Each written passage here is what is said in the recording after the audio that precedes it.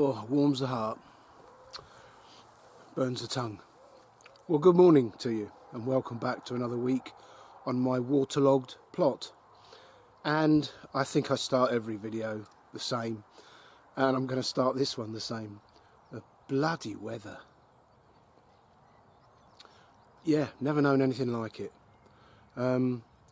Both work and here at the allotment are the most difficult I've ever known. I mean, I've been a self-employed gardener 14 years, and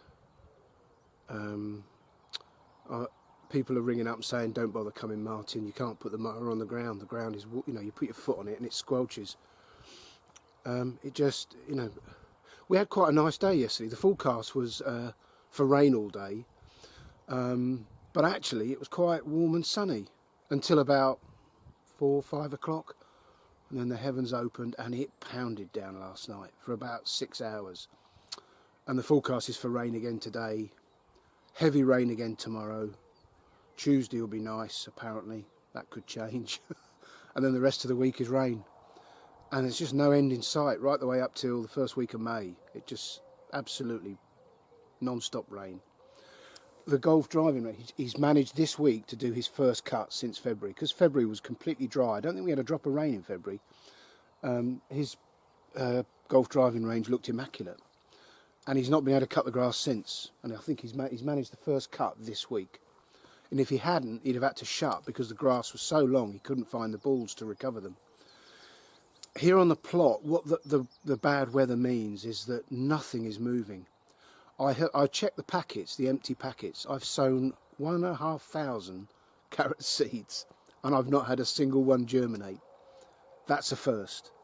None of the chitted parsnips have germinated yet. I mean, the carrots and parsnips may germinate this week. I'm not sure, we'll see. But what we need is a bit of warmth. It's cold, it's freezing cold on here today. Got my coat on, the fire's on, I've got a brew. It's just like coming up here in January. I sowed a whole bed, 30 kestrel seed potatoes, which is a second early, exactly 1 month ago today, and nothing. None of them have come up. Everything that I've planted is not moving. None of the brassicas have grown at all. The spinach hasn't moved. The radish have all been eaten by the slugs, because the slugs are very active in all this wet weather. Yeah, it's without a shadow of a doubt the most difficult season I've ever had on my plot. But, you know, you carry on, don't you? You fight on. The greenhouse at home is still frantically busy. I've sown some more peas. I've this weekend, yesterday, with my granddaughter Lexi, we sowed pumpkins, butternut squashes. She helped me do the peas. So, you know, hopefully the greenhouse will stay a little bit warmer. But again, we haven't had, you know, I mean, the sun hasn't shone in any significant way at all yet. So the greenhouse isn't getting that warm. When you walk in it and shut the door behind you, you can feel there's a slight rise in temperature, but nothing significant. I think the vents have opened twice that I've noticed. Anyway, I don't want to depress you all. I'm very pleased to be up here. I've got all day, and because the weather is so atrocious tomorrow, I will be up here again. But I'm having to find other things to do. I got some wood from the garden centre again this week, and I'm making some new signs or labels, some big wooden labels to stick in the beds. So what I think I'll do first is, while it's quiet, there's no one ever up here, I'll show you around and we'll do a quick plot tour. So welcome along.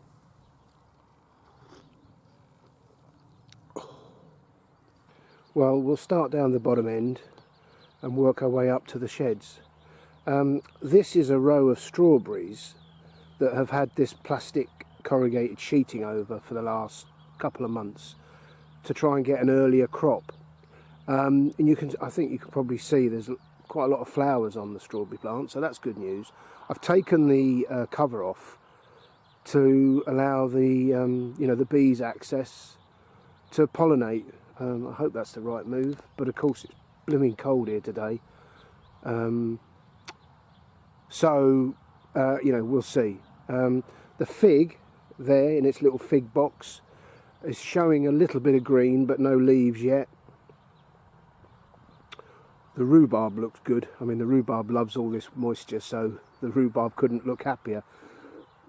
And I've had instructions from the long-haired Sergeant Major to take some home today, and we'll freeze it, and we're having a crumble tonight. This kale is finished now, so that'll have to come out today. And I've put in a couple of very small rows of very small leeks. They seem to be hanging on,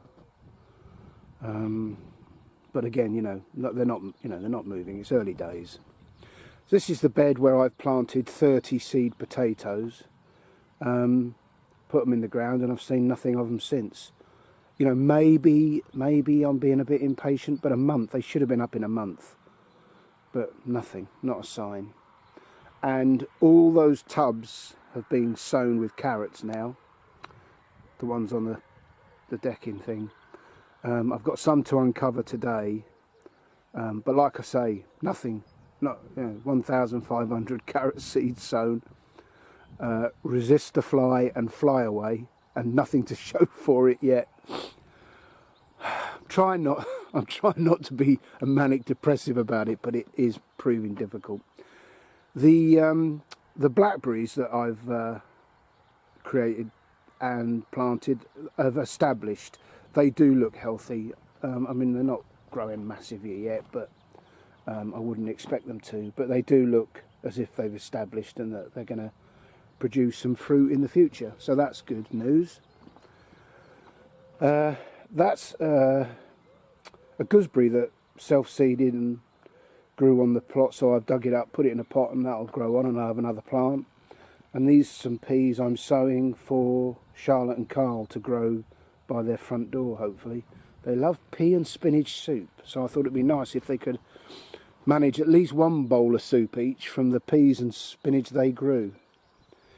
So to the main plot. A little bit of hoeing and weeding to do today. I do have buds on the rows, so there's something to look forward to. And the broad beans don't look too bad. Certainly lots of flowers.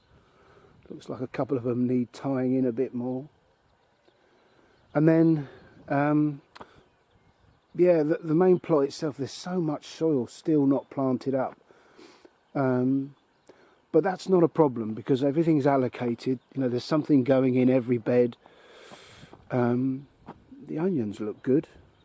Again, I'm sure they're enjoying all this moisture. As I said, the peas that I've sown, one complete panel, fence panel is sown and planted.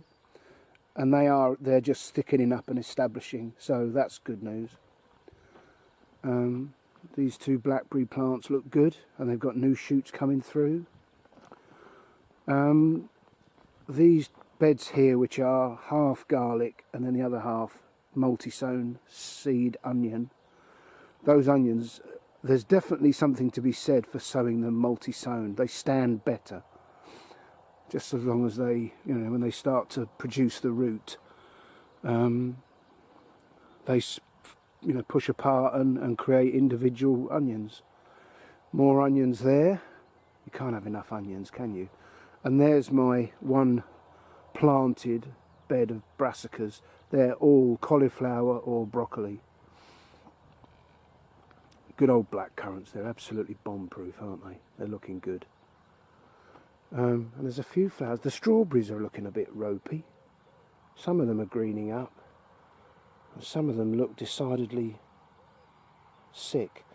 So I think this year I need to concentrate on runners and replanting. Some of these are, 3 or 4 years old. I mean, here's a classic example. Look at that. That looks awful. So some new strawberry plants needed, I think. The asparagus is a bit patchy. All of the plants, there's 7 plants there in total. They're all showing signs of regrowth. And then you've got this one on the end. Look, I mean, those spears are about 9 or 10 inches long. So if I wanted to harvest them this year, which I'm not, but if I wanted to, I could only harvest, there's 3 decent spears there. It's a bit odd, isn't it? Anyway, bed of garlic. The blueberries look good. But here's another example of what I'm talking about, how things aren't moving. These spinach plants are the same size as when I put them in 3 weeks ago. Again, I suppose you could say they're establishing. Some multi-sown radish.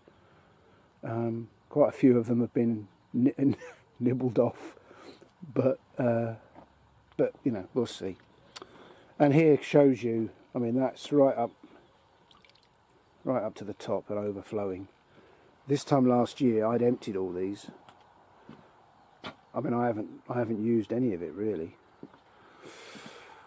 Yeah, the cut flower bed, nothing going on there. I wouldn't expect it to yet. I only sowed it or broadcast it this time last week. And peculiar how these are all the same sweet pea plants, but these ones look really strong and these ones look blimmin' awful. And I did chuckle to myself this morning. I look in the pond as soon as I get here, every time. And even the oh, there's a frog sticking his head up. Even the tadpoles aren't growing. It is peculiar. Anyway, can't be helped. The tulips have been good this year. They've brought a smile to my face. And I've put some sweet peas there, and I've increased the size of the netting that they've got, and they seem to be growing well, so another bit of good news. The dahlia that grows here is showing a few little green shoots, which is good news. And then at the back here, these blackberries. They couldn't look healthier. And again, obviously I've not had to water anything. And then the one raspberry plant I've got, again, that looks good, and those daffodils were lovely this year. And then there's the 4 large tubs of parsnips, and I've looked at them this morning and there's nothing showing there yet. It doesn't mean they're not going to, it's just everything's taking a little bit longer.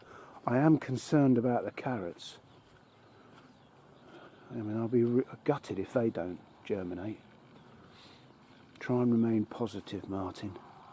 So, as we stand near the last week of April, it's okay. I'm finding it a little bit frustrating, but there's good and bad news, as there is every year. Well, this is what I meant when I said I was going to make some new plant labels. So I've drilled and put some bamboo cane in, that'll stick in the ground, and then I'm going to paint this face white so that I can write on it. They're quite large, but I think that's quite a good idea.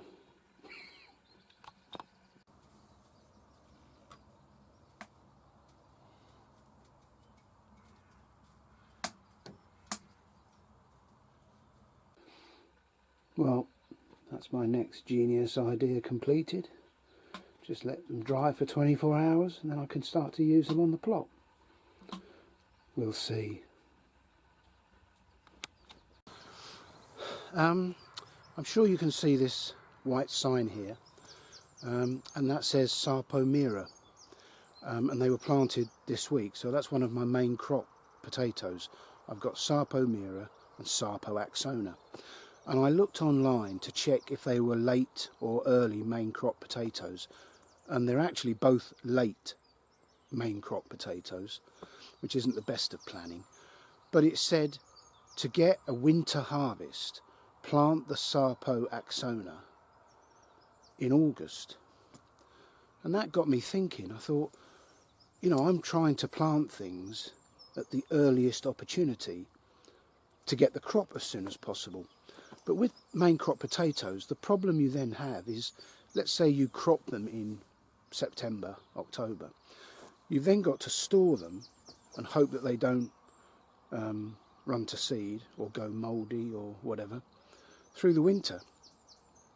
So what I've decided is every 3 weeks I'm going to plant one row. So I've already worked out, I've got 30 seed potatoes of Sarpomera, and there's 10 in that row. There's going to be another 10 there in 3 weeks, and in another 3 weeks there'll be a third row. And that will be all my Sarpomera. 3 weeks later, I will plant my first of 3 rows of Sarpoaxona, and that will go through the summer. So I'll be planting main crop potatoes around July time. I've never done that. I've always planted them April, May. With an interest of getting the crop as soon as possible. But of course, that's given me pause for thought, and thought, it's just another way I can fine-tune the way I manage my crops. Rather than having to store them, let them grow later, and then they're not being stored, they're harvested, and then we can use them straight away in the winter. So I'll probably have to do a little bit of planning and think, right, when I plant them, 100 to 120 days later, is that when I want them? Because I want them in October, November time, really, when we're having jacket potatoes and roast dinners. So yeah, I thought that was quite interesting. It made me think, I don't have to get these crops in the ground at the earliest opportunity. If I stagger them through the summer, then I'll get a later crop when they're needed. Anyway, pause for thought.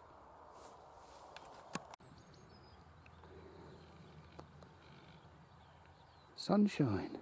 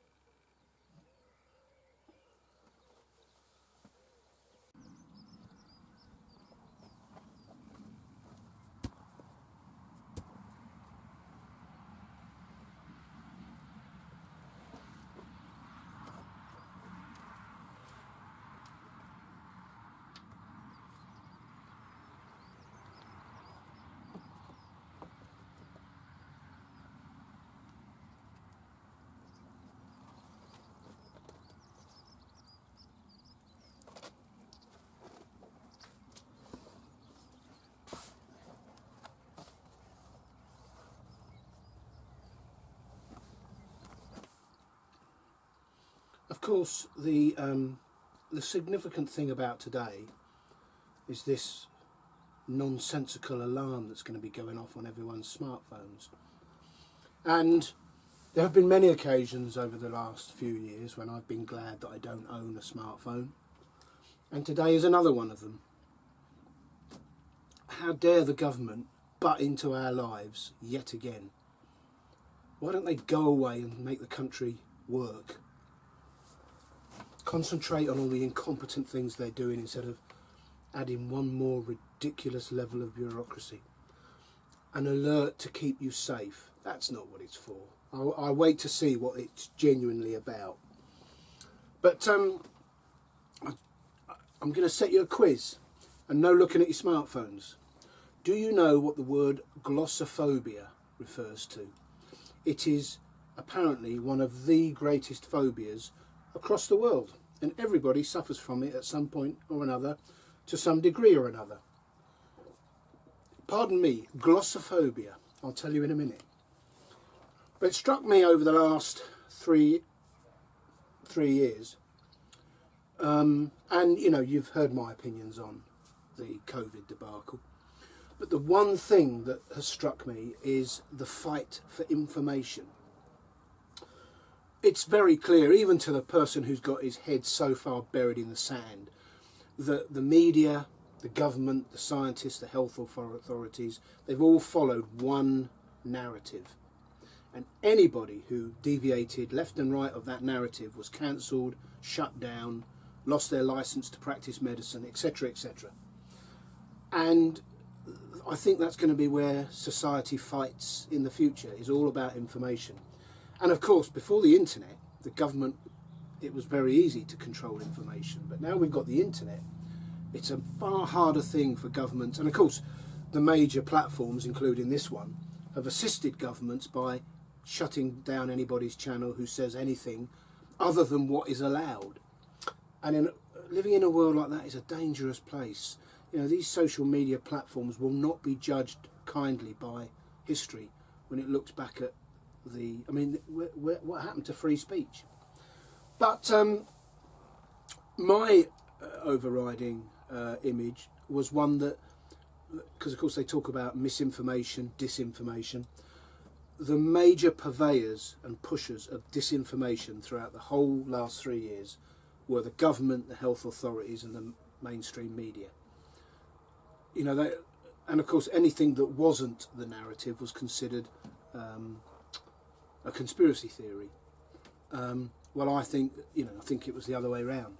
But I want to give you one really good example of how the authorities lie. I mean, you can call it misinformation. I think that's being kind. Not a few years ago, when President Obama was in office, he gave a speech in which he claimed that the science on climate change is done, and the consensus is that we are affecting the climate. 97% of climate scientists agree that we are having a detrimental effect as humans on the climate. Well, if it's 97% of climate scientists, that's overwhelming. I mean, it must be true, mustn't it? Well, here's what they did. Scientists looked at 12,000 scientific papers on climate. They didn't read the papers, they read the summaries. 12,000 scientific papers. 3,896 of those papers concluded that man was to blame. 7,930 took no position either way. 78 rejected the idea that it was humanity's fault, and 40 were uncertain altogether. That meant that just 32% of the scientific papers concluded that man was to blame. 32%. Well, that's no good, is it? So here's what they did next. They took the 7,930 that were not conclusive either way, and they got rid of them. That left them with the statistic that 97% of scientists and their work agreed that man was to blame. So they fudged it. They tampered with the statistics to give them the result they want. That's just dishonest. And the more I read, the more I am learning that what we're being told is all lies. They're creating a panic where there isn't one. Anyway, I just find all that mildly interesting. And glossophobia is the fear of public speaking. I'd never heard of that before. I heard of it this week. And I've done a little bit of public speaking, and I was an instructor for 3 years at the Defence Diving School. So I was never bothered about standing up in front of a crowd. But yeah, it's a real fear, apparently. Quite interesting. Glossophobia.